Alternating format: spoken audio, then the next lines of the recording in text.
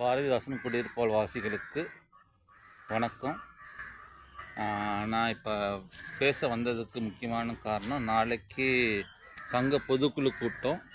அதில் வந்துட்டு என்னுடைய கன்சர்ன்ஸுங்கள இது பொதுவான கன்சர்ன்ஸ் தான். இந்த நடப்பு நிர்வாகம் என்னென்னலாம் வருவாய் இழப்பு செஞ்சுருக்காங்கன்றதை நான் சொல்ல விரும்புகிறேன். இப்போ நீங்கள் ஆண்டு அறிக்கை பார்த்தீங்களாக்கும், கார் பார்க்கிங் மெயின்டெனன்ஸ் சொல்லிட்டு ஏதோ 10,000 ரூபாய்க்கு இன்னும் பில்லுன்னு போட்டிருக்காங்க. சரிங்களா? எத்தனை பேருக்கு ஞாபகம் இருக்குன்னு தெரியல. கடந்த டிசம்பர் மாதம் மழை பெஞ்சு H3 பக்கத்தில் ஒரு கார் ரொம்ப வருஷமாக அங்கே நின்றுட்டு இருந்துச்சு. ஒரு 4 வருஷமாக நின்றுட்டு இருந்த காரு மேலே மரம் விழுந்த உடனே அந்த கார் ஓனர், நம்ம காலனி கிடையாது, ESL எங்கேயோ இருக்கார், அவர் கார் எடுத்துகிட்டு போக ட்ரை பண்ணும்போது நானும் சார்லஸும் வழிமறித்து வச்சிருந்த பீரியடுக்கு கண்டிப்பாக வாடகை கட்டியே தீரணும்னு பேசி கடைசியில் 10,000 ரூபாய் கட்டுறதுக்கு சம்மதிச்சு அந்த நபர் நம்ம சங்கத்தை தொடர்பு கொண்டு பணத்தை கட்ட வந்தார். பணம் வாங்கப்பட்டதா வாங்கப்படலையான்னு தெரியாது. அதுக்கு நான் ரசீது நான் பல முறை வாட்ஸ்அப் குரூப்பில் கேட்டிருக்கேன். அதுக்கு இன்ன நாள் வரைக்கும் பதில் கிடையாது. அதுக்கு பதில் தெரியாத வரைக்கும் நாங்கள் எங்கள் வீட்டு வாசல் காட்டுற காருக்கு வாடகை தரமாட்டேன்னு சொல்லி லெட்டர் கொடுத்து கார் பார்க்கிங் காசு கட்டுறது நிறுத்திட்டேனா. சரிங்களா? அந்த காரு வெறுமனே போகலை. அந்த கார் எடுத்துக்கூடாதுன்னு சொல்லிட்டு நம்ம சங்கத்துடைய சங்கிலி, தட் இஸ் செயின், லாக்கு இதெல்லாம் வச்சு தான் பூட்டி வச்சுருக்காங்க. 2 இது போட்டு வச்சுருக்காங்க. கார் ஓனர் டோ பண்ணிட்டு போகும்போது சங்க சூப்பர்வைசர்லேருந்து ஸ்டாஃப்ஸ் எல்லாமே பார்த்துருக்காங்க. அதை ஸ்டாப் பண்ண யாருமே எந்த முயற்சியும் எடுக்கலை. அது எடுத்துகிட்டு போனாங்க. ஸோ இந்த வகையில் நம்ம சங்கத்துக்கு நஷ்டன்ட்டு பார்த்தா அந்த செயின், லாக்கு அது 5 ரூபாவாக இருந்தாலும் சரி, 500 ரூபாவாக இருந்தாலும் சரி, அது நம்மளுடைய பணம். அது லாஸ் ஆகிறதுக்கு காரணம் யார்? அந்த ஓனர் 10,000 ரூபாய் கட்ட வரும்போது அந்த பணத்தை ஏன் வாங்கலை? யார் தடுத்தா? ஏன்னா அந்த இன்டர்நேஷனல் சாமு எல்லோரும் பேசி தான் பணத்தை வாங்குங்கன்னு சொல்லிட்டு இருக்கும்போது நடுவில் ஒரு ஆள் தான் பணத்தை வாங்க விடாமல் தடுத்து, அதில் என்ன டீலிங் நடந்ததுன்னு எனக்கு தெரியாது. I don't want to assume. அது உங்களுக்கே விட்டுடுறேன். அந்த 10,000 ரூபாய் சங்கத்துக்கு வர வேண்டிய பணம். ஏன்னா சும்மா இல்லை, அவர் ஒரு 3 வருஷமாக பார்க்கிங் பண்ணியிருக்காரு. ஒரு மாதத்துக்கு 200 ரூபான்னு போட்டால் கூட வரும் ஒரு அமௌண்ட்டு. அவர் 5 வருஷம் வச்சுருந்தாருக்கு. அப்போ எவ்வளோ அமௌண்ட் வந்திருக்குன்னு பார்க்கும். அதுக்கெலாம் அக்ரி பண்ணிட்டு தான் அவர் கட்டுறதுக்கு இருக்கார். சும்மா யாரும் கட்ட மாட்டாங்க. நம்ம 10,000 ரூபாய் கட்டணும் தப்புன்னு சொல்லிட்டு. அவர் கட்ட வந்தவர்கிட்ட பணம் வாங்காமல் போனது அதனால் இது அவரால் ஏற்பட்ட வருமான இழப்பு. நம்பர் 1. அதுக்கப்புறம் நம்ம தியாகு கடை. இந்த தியாகு கடை ரொம்ப வருஷமாக பூட்டி கிடக்குது. சரிங்களா? அது வாடகை கூட்டிருந்தால் சங்கத்துக்கு அதோடைய வருமானம் ஒன்று வந்திருக்கும். அது ஏன் பூட்டி கிடக்குது? அது யாரும் கிளைம் பண்ணலையான்னு சொல்லலாம். அந்த கடைக்கு யாரும் வரலன்னு சொல்லிட்டு. அது முற்றிலும் தவறான தகவல். ஏன்னா நம்ம சங்கத்தில் நாங்கள் 40 வருஷத்துக்கு மேலே இங்கே வாழ்ந்துட்டுருக்கோம். நாங்கள் பல முறை லெட்டர் கொடுத்துருக்கோம், கடை இருந்தால் சொல்லுங்கன்னு சொல்லிட்டு. அப்போ இந்த கடையும் வேக்கன் கிடையாது. போன போர்ட்லேயும் நான் லெட்டர் கொடுத்துருக்கேன். இந்த போர்டு, கரண்ட் போர்டு கிட்ட ஒரு 4 வாட்டி லெட்டர் கொடுத்துருக்கேன். பதவி ஏற்றவனும் கொடுத்துருக்கேன். அதுக்கப்புறம் 3 மந்த்ஸ் கொடுத்துருக்கேன், 3 கொடுத்துருக்கேன், 4 லெட்டர் கொடுத்துருக்கேன். கடை ஏதாவது இருந்தால் கொடுங்க. ஸ்பெசிஃபிக்காக தியாகு கடை கூட கேட்டு கொடுத்துருக்கேன். மூடி தான் இருக்குது தாங்கன்னு சொல்லிட்டு. ஐ அன்எம்ப்ளாய்டு, எனக்கு ஜாப் இருந்தால் நல்லாயிருக்கும், கடை இருந்தால் நான் ஐ கேன் சர்வைவ்னு சொல்லிட்டு. எனக்கு தரலை அந்த கடையை. சரி, எனக்கு தரலைனாலும் பரவாயில்ல, வேறு யாருக்கா கொடுத்து அந்த ரெவன்யூ ஜென்ரேட் பண்ணியிருக்கோம் சொசைட்டி. மோர் ஓவர், நான் ஃபஸ்ட்டு பழைய போர்டு கிட்ட கடை கேட்கும்போது இங்கே கடை எதுவுமே வேக்கன் கிடையாது. ஆனால் அதுக்கப்புறமா இந்த குருக்கள் கடை இல்லை, பால்பூத் கடை ஒன்று வந்துச்சு, காலியாச்சுது. அப்போவும் லெட்டர் கொடுத்தேன் காலியாக போகுதுன்னு சொல்லி கேள்விப்பட்டு. அப்போ நான் allottee, long term allottee, seniority படியோ இல்லை முறைப்படி இது நடக்கலன்றதுக்கு ஒரு எக்ஸாம்பிள் தான் நான் சொல்கிறேன். நான் பல லெட்டர் கொடுத்துருக்கேன். அந்த லெட்டர் பேஸ் பண்ணி கடை கேட்டிருக்கீங்களே, உங்களுக்கு கடை வேணுமான்னு சொல்லி எனக்கு கேட்டிருக்கலாம். இவ்வளோ நாங்கள் வாடகை நிர்ணயிக்கிறோம், உங்களால் கட்ட முடியுமான்னு சொல்லிட்டு. தரலை. அப்போ தங்கம் ஸ்டோர் ஓனர் கிடையாது. அதுக்கப்புறம் தான் வாங்கிட்டு வந்திருக்காரு. அவருக்கு அலாட் பண்ணாங்க அந்த கடையை. சார், ஒரு கடையை கொடுத்துட்டீங்க. அதுக்கப்புறம் குருக்கள் கடை, அதை அவருக்கு ஹேண்ட் ஓவரிங் பண்ணும்போது அது ஏதோ டீலில் போட்டு கதையெல்லாம் சீல்லாம் போட்டு அது ஒரு ட்ராமாலாம் பண்ணிக்கிட்டு கடைசியில் அந்த கடையும் இப்போ தங்கம் தான் ரன் பண்ணிகிட்டு இருக்காங்க. அதை கேட்க மாட்டேங்கிறீங்க. அப்புறம் நீங்கள் என்ன ஓனர்ஸ் வெல்ஃபேர்ன்றீங்க? ஒரு owner who is residing here for 40 years asking for a shop for rent. ஓசியில் கேட்கல, ரெண்ட்டு தான். அட்வான்ஸ் கொடுத்து ப்ராப்பராக கட்டுறேன்னு சொல்லி கேட்கும்போது you have to consider a owner. Sir ஓனரே வேண்டாம், ஃபர்ஸ்ட் கம் ஃபர்ஸ்ட் சர்வா இல்லை டெண்டரா எதுவாக இருந்தாலும் சரி, ஓவர் இஸ் கிளைமிங்னா உங்களுக்கு கொடுக்கணுமா இல்லையா? அசோசியேஷன் ரன் பண்ணுறது தான் ரெவன்யூக்கு தான் ஷாப்ஸ் வச்சுருக்கீங்க. இந்த ஷாப்ஸ் விஸ்வநாதன் அவர் காசுலேருந்து கட்டினாரா? இல்லையே. பழைய போர்டெலாம் சேர்த்து கட்டினது தானே. எந்த போர்டு கட்டினாலும் அதுக்கு வாங்கின செங்கல்லையும் சிமெண்ட்லேயும் உறுப்பினர்கள் அனைவருக்கும் உரிமை உண்டு. புரியுதுங்களா? அப்படி இருக்கும்போது ஒரு உறுப்பினரோட ரெக்வஸ்ட்டை கன்சிடர் பண்ணிட்டு, சார் நீங்கள் கேட்டிருக்கீங்க லெட்டர் நாங்கள் தரோம், ஒரு ஷாப் வேக்கன் இருக்குது, ஆர் யூ இன்ட்ரெஸ்டட், உங்களால் எடுக்க முடியுமா, இதுதான் ரெண்ட், இவ்வளோ அட்வான்ஸ்னு சொல்லி கேட்கலாம். நான் ரிஜெக்ட் பண்ணுறேன், அக்செப்ட் பண்ணுறேன் செகண்ட் திங். அப்படி இல்லையா 2 பேர் கோட் பண்ணுறாங்களா, 2 பேரையும் கால் பண்ணிவிட்டு, சார் ஓவர் இஸ் பெட்டிங், எனக்கு அசோசியேஷன் வெல்ஃபேர் தான் முக்கியம், அமௌண்ட் ஜாஸ்தி வரவங்களுக்கு தான் கொடுப்போம்னு சொல்லியிருக்கலாம்.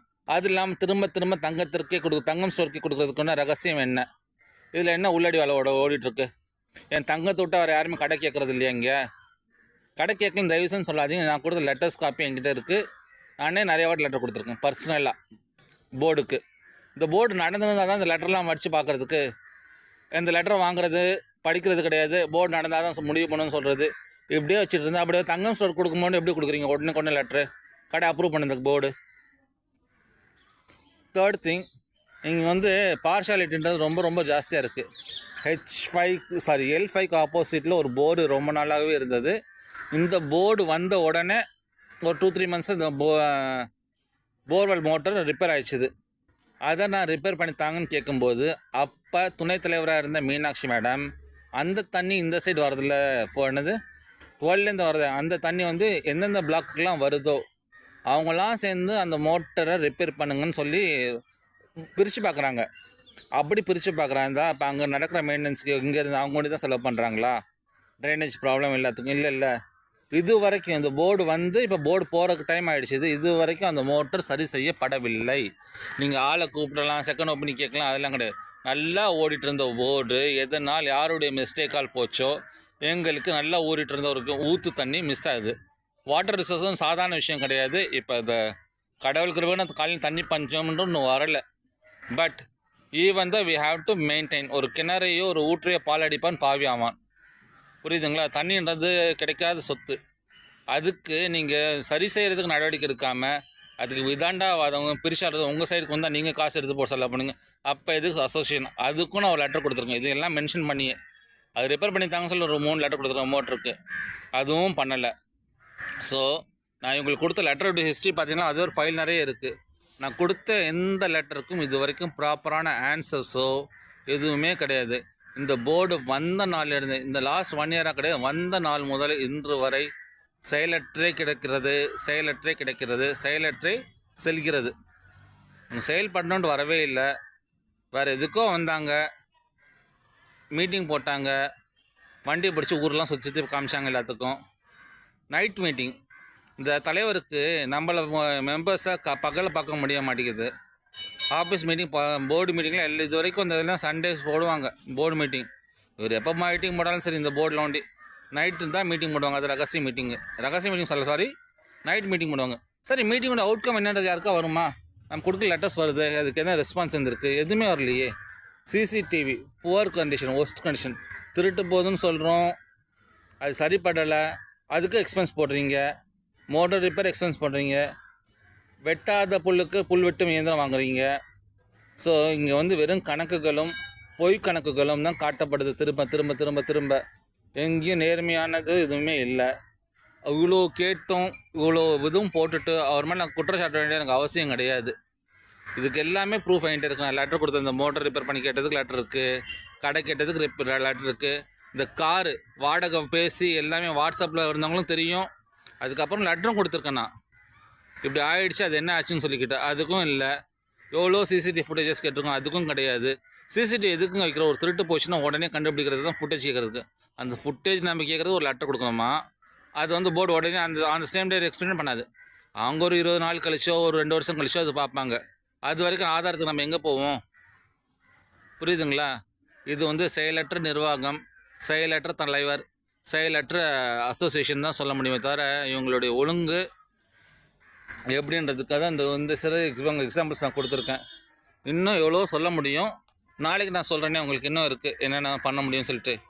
இது ஒரு ஜஸ்ட் ரெஃப்ரெஷ்மெண்ட். எனக்கு ஞாபகம் வந்துச்சுது. சரி இவங்க இந்த கார் எக்ஸ்பென்ஸ்லாம் பண்ணியிருக்காங்க, நம்ம காலனிக்கு உண்டான வருமானம்ன்றதுக்காண்டி இவங்க என்ன செஞ்சுருக்காங்கிறது பத்தமாக்கும். வருமானத்துக்கு நம்ம வழி செஞ்சாலும் அந்த வருமானத்துக்கு உண்டான வழி எடுக்காமல் இவங்க செலவு காமிக்கிறதுலேயே அக்கறையாக இருக்காங்க. புரியுதுங்களா? ஸோ நீங்கள் வந்துட்டு இது உங்களுடைய கவனத்திற்கு ஒரு நீங்களும் பாருங்கள், சுற்றி பாருங்கள். இப்போ நான் நேற்று ஒரு இது போட்டிருந்தேன், இந்த மெயின்டெனன்ஸ்னு சொல்லிக்கிட்டு ஏதோ ஒன்று காமிக்கிறேன், அந்த இடத்த போய் காமிக்கிறேன், அப்போ தான் உங்களுக்கு புரியும். பாருங்கள், நான் முந்தானத்தான வீடியோ போட்டேன், மெயின்டெனன்ஸ் சரியில்லை, புல்லை வெட்டலன்னு சொல்லிட்டு. ஸோ நான் குறை சொன்னதுனால எங்கள் சைடில் இருக்க 6ஆம் நம்பரில் இருக்க புல்லை வந்து வெட்டிட்டாங்க. அப்போ இந்த புல்லெல்லாம் யார் வெட்டுவா? அப்போ 7ஆம் நம்பரில் இருக்கவங்க இதுக்கெல்லாம் குறை சொல்லணும் போல இருக்கு. நீங்கள் உங்கள் சைடில் இருக்கிறதெல்லாம் வீடியோஸ்லாம் எடுத்து போடுங்க, அப்பாச்சும் சங்கம் வேலை செய்தான் தெரியும். பார்த்துட்டிங்களே, யூடியூப் வீடியோ போடுறேன்னு சொல்லி அது ஒரு பெரிய குற்றச்சாட்டாக வைக்கிறாங்களே. நான் யூடியூப்பில் வீடியோ போட்டால் தான் எனக்கு பராமரிப்பு நடக்குது, அப்போ நான் அதை தான் செய்ய முடியும். மேலே இப்போ நேற்று நான் தற்செயல ஆலின் ஸ்கூல் பக்கத்தில் போனேன். அங்கேருந்து நம்ம எழுத்தடுத்து சைடில் போய் பார்த்தா ஒரு ஆலமரம் தோப்பே இருக்க மாதிரி ஃபுல்லாக அவ்வளோ ஆலமரம் வளர்ந்துருக்கு. அந்த பிளாக்கில் இருக்கவங்களா அதை பற்றி கண்டுக்கவே மாட்டாங்களா? கம்ப்ளைண்ட் பண்ண மாட்டாங்களா? அதெல்லாம் வெட்டணும்னு தோணாதா? அப்படி இருந்துச்சுன்னா பில்டிங் எப்படி தாங்கும்? வீடு கட்டும்போது கட்டுவோம், பராமரிப்புக்கு நீங்கள் சொல்லுங்கள், இவங்க பண்ணுறாங்களே இல்லைன்றது அதையும் நம்ம பார்ப்போம். அப்படிலாம் வீடியோ எடுத்து போடுங்க, நான் யூடியூப்பில் பப்ளிஷ் பண்ணுறேன். தேங்க்யூ.